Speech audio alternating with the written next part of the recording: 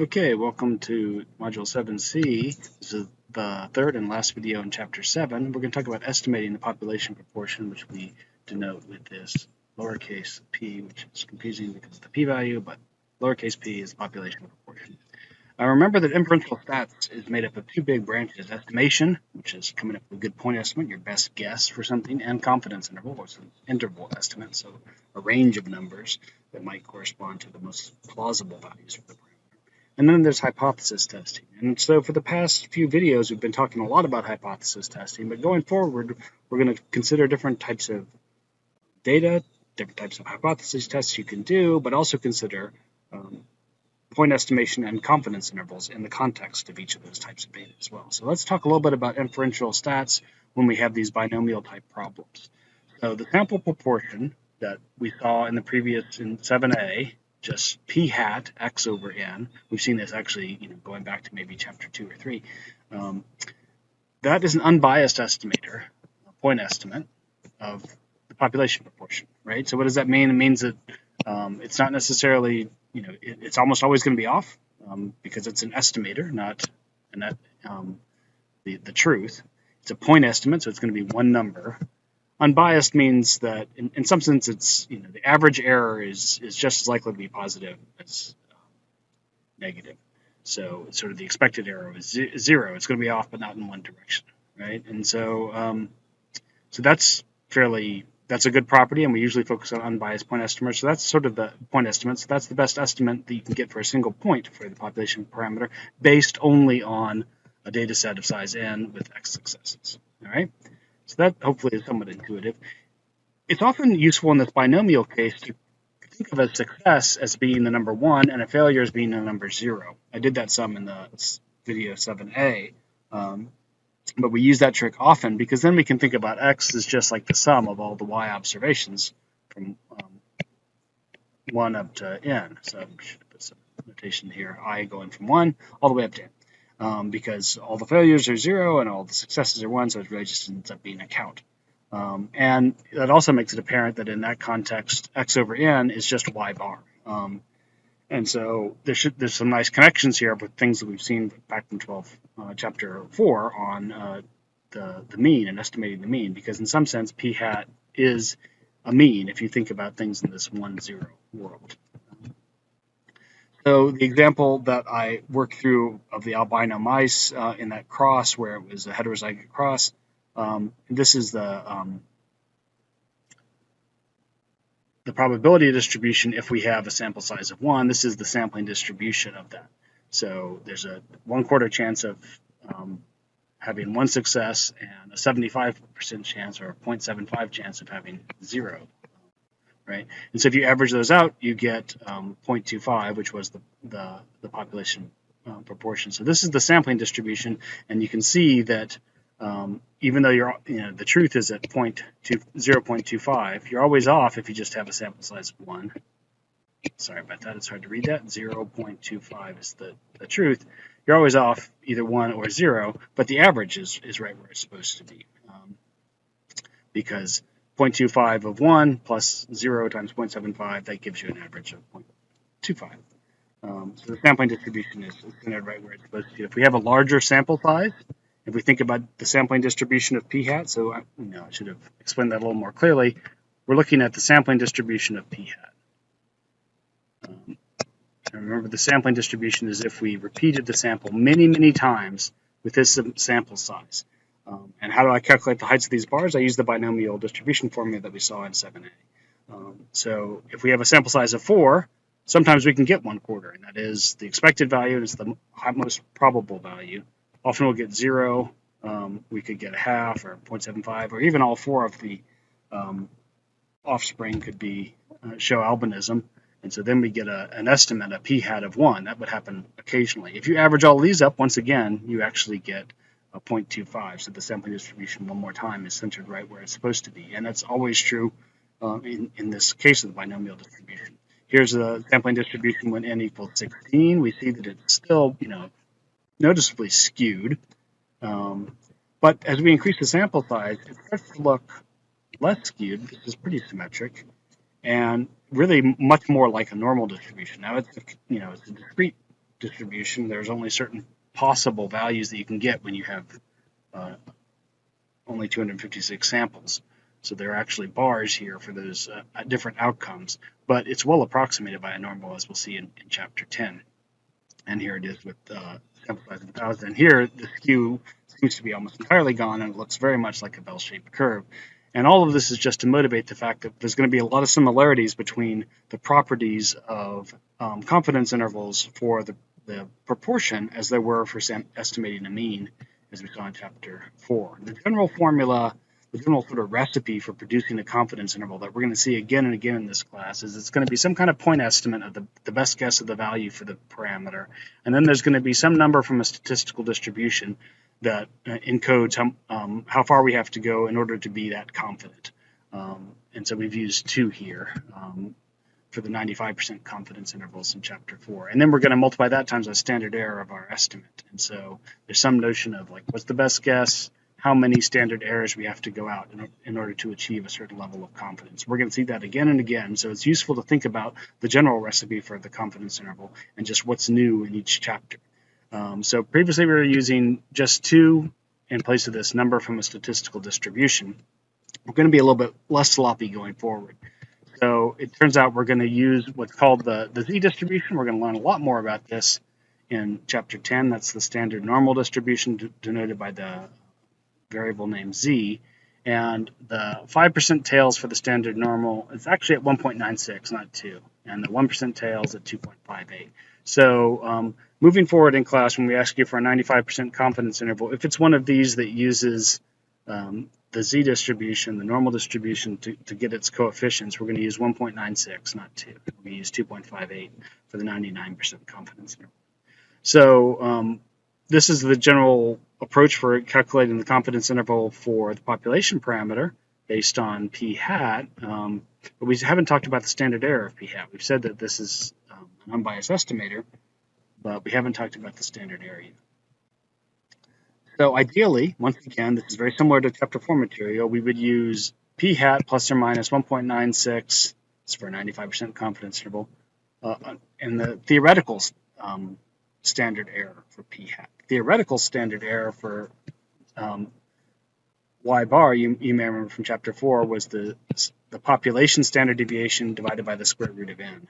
So for p hat, it would be the population standard deviation divided by the square root of n. Okay, so that would be nice to be able to do. What is this standard deviation of a binomial distribution?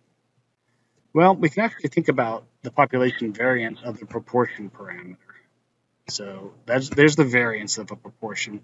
Remember how we calculate a variance? It's this is the population variance. So it's like our observation minus the true value, with the mean if we're doing a sample variance. We square that deviation. We add all of those up, and we divide. Now, you were used to seeing n minus 1, but when we think about the population variance, we're letting n go, the sample size effectively go to infinity, and then dividing by n or n minus 1 is essentially the same thing. So the simpler way to think about it is just dividing by n. So the variance is the average, the population variance is the average squared deviation of each point from the mean, or the true population proportion in this case. Now,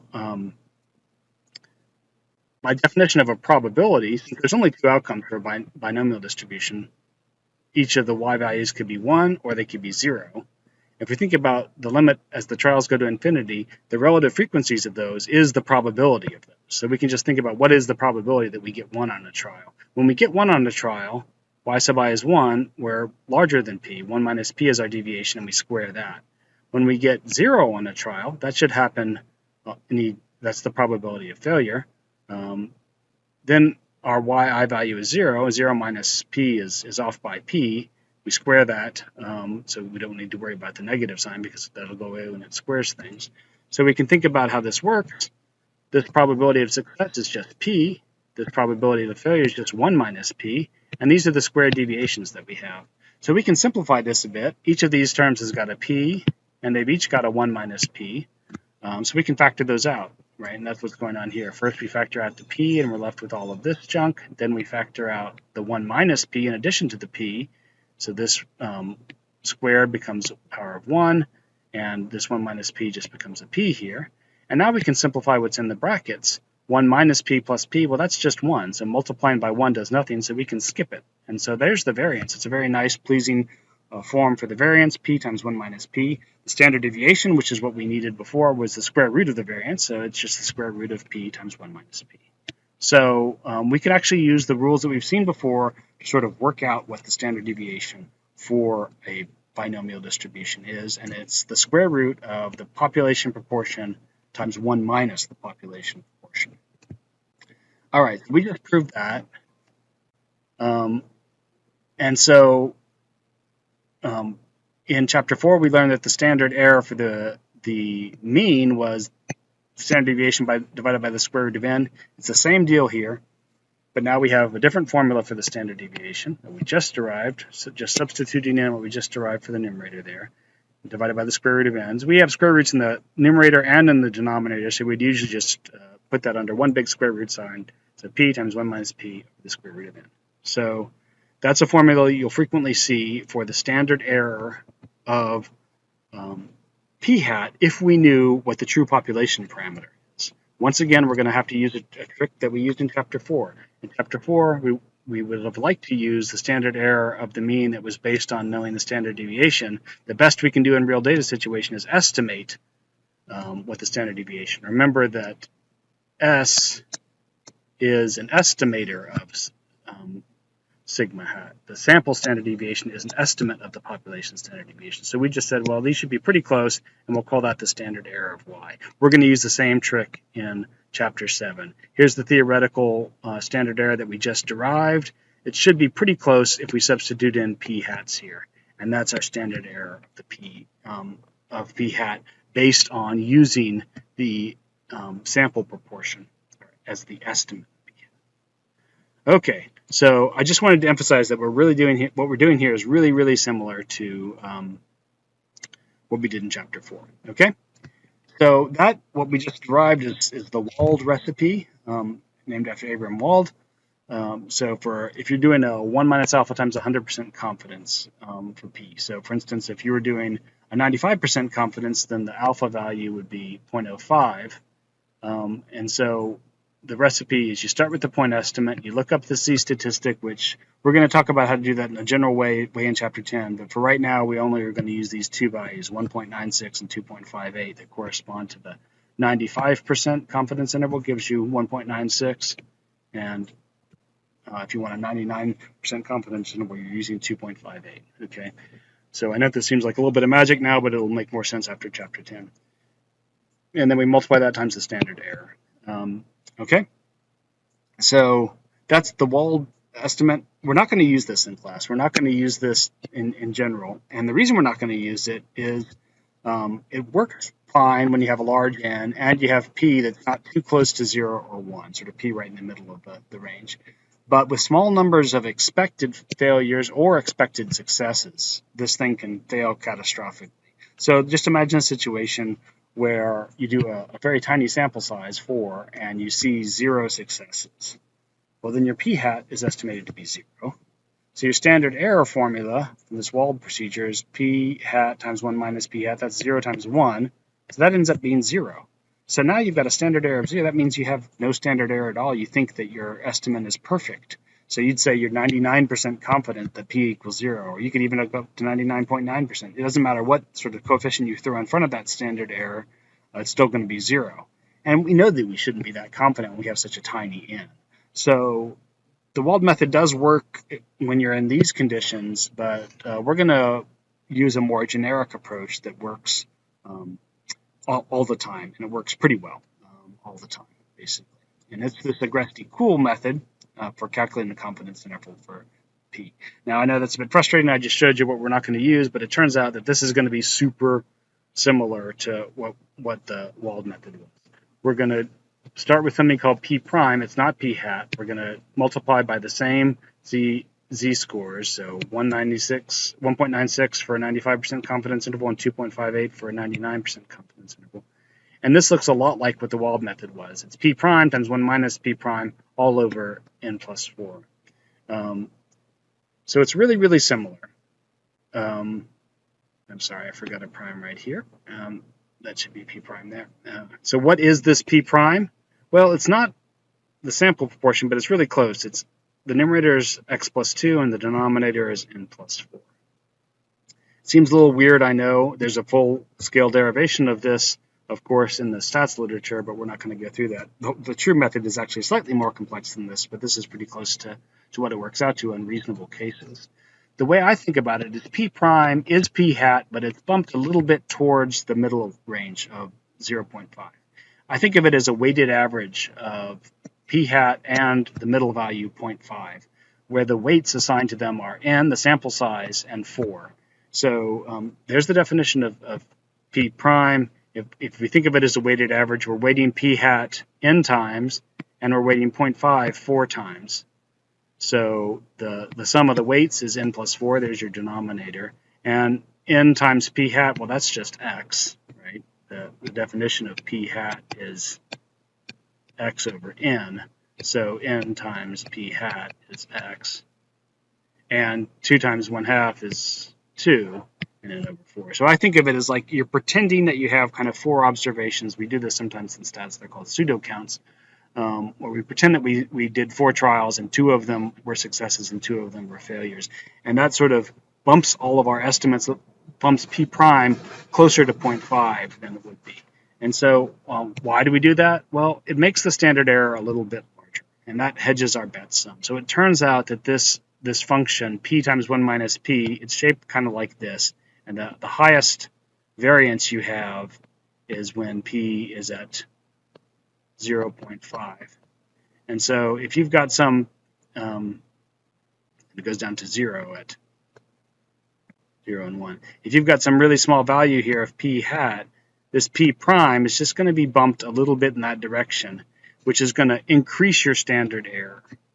And so that's going to allow you to hedge your bets a little bit more. Remember, if we have a larger standard error, we'll have a wider confidence interval, and it avoids that catastrophic situation where we have a tiny data set and we think we have a standard error of 0, even though we know we have a lot of sampling error. And then as you have a larger and larger sample size, it really gets, this whole correction goes away. It doesn't really matter much. If n is 1,000,000, then it's going to be very close to p hat. So it sort of naturally goes away as you have larger and larger samples. So let's imagine just that albinism example again that I've used all of this chapter, where, remember, the null hypothesis was thinking that we were going to get 1/4 of mice displaying albinism. Let's just imagine a larger sample size, 240, and we get 72 that were albinistic mice. So p hat is x over n, that's 72 over 240, that's 0.3. So that's a little higher than 1/4, right? That would be 0.25. So if we did a hypothesis test, we'd want to know, what's the probability that we'd see something like this, as extreme or more extreme. We could do that. Here is the binomial distribution. It's a lot of columns to calculate. We would never ask you to do something like this on the test because you'd have to start at if we're doing this, I just realized I misspelled the proportion in all these slides. I have an extra R in there. Sorry about that. We would have to do this starting at 0.3 and going all the way up to 1. We're expecting 0.5, so this would start at 0.2. That would be the equal distance from the expectation on this side. We have to calculate the heights of all of these bars and add them up to get the p-value. That would be extremely tedious. We'll see in Chapter 10 a way to use the normal distribution to approximate this. But we're not going to ask you to do something that would involve that much calculation. Just eyeballing this, it's really hard to tell if that is 5% of the probability. It looks pretty close, but it's hard to know if this would be a significant projection of the null or not. Let's think about how we build a confidence interval for this and how that relates to the p-value for the test. So we've got the larger sample again. This is repeated from the previous slide, all of this stuff. There's our p hat. Remember what we said is we're going to build a confidence interval by nudging p hat closer to 0.5. We're going to do that with this formula here, p prime. So now it's x plus 2 over n plus 4. So the 72 becomes a 74, and the 240 becomes a 244. And we just barely bumped this estimate of the population proportion from 0.3 up to 0.3033. It's not going to make much of a difference in this case, but it'll work really well in the small data examples, so we can just sort of always rely on this agresti-cool approach. So, okay, there's our p prime. Now we're in a position that we can calculate the standard error. That's p prime times 1 minus p prime, so 0.303 times 0.697, all over the same denominator that we used in calculating p prime, 244 here. And then we do that math, take the square root, and that's the standard error I got. So the 95% confidence interval, we're using 1.96 for our coefficient for that standard error. So we're going 1.96 standard errors away from our point estimate. And remember the confidence interval, that's what we get for the numbers here, 0.2456. The confidence interval is about the population parameter, not about our sample statistics. So we say we're 95% confident that the true population parameter falls between 0.2456 and 0.3610. Okay, so hopefully that makes sense, and we can see how there's a few tricks involved here just to make things work out in a stable manner when we have small sample sizes, but this leans a whole lot on what we saw in Chapter 4, and it's really very similar to what we've done before. It's just a different sort of variance in this agresti-cool approach to avoid problems at the really small sample sizes. This isn't a hypothesis test, this is an interval estimate, but I could say that I want to point out and emphasize this. We've seen this before, in the book has emphasized it, but I don't think I've emphasized it in a lecture. There's our confidence interval. The null hypothesized value that we were interested in if we were going to do a hypothesis test was p of 1/4. That's just barely in this interval, right? If we imagine drawing on the number line 0.2456 and 0.36, going all the way down to whatever, 0 is way down here, and 1 would be over here with some kind of break in the line. Anyway, there's our confidence interval, most plausible values. 0.25 is just barely inside that confidence interval. It's larger than that. And what that means is, because the null hypothesized value is within the 95% confidence interval, we almost certainly would not have rejected the null hypothesis if we had chosen the same significance level, right? So this is a 95% confidence interval. So if we had chosen alpha 0.05, we would not have rejected. There are a few little corner cases where that can happen, and the confidence intervals in the hypothesis test don't line up, but we're not going to worry about those details in this class. In this class, a null hypothesized value of the parameter inside the 95% confidence interval means that we don't reject at the 0.05. We would not have rejected at the 0.05 level if we had done the hypothesis test. So in some senses, the confidence interval is nice because it doesn't give you the p-value exactly, but at least tells you the rejection decision. And so it's important to bear that in mind as well, because a lot of the problems, it's easier to just build a confidence interval and say, would we reject this null hypothesized value or not? Okay, so that is the Chapter 7 on the binomial distribution, how to do hypothesis testing, but also how to build confidence intervals.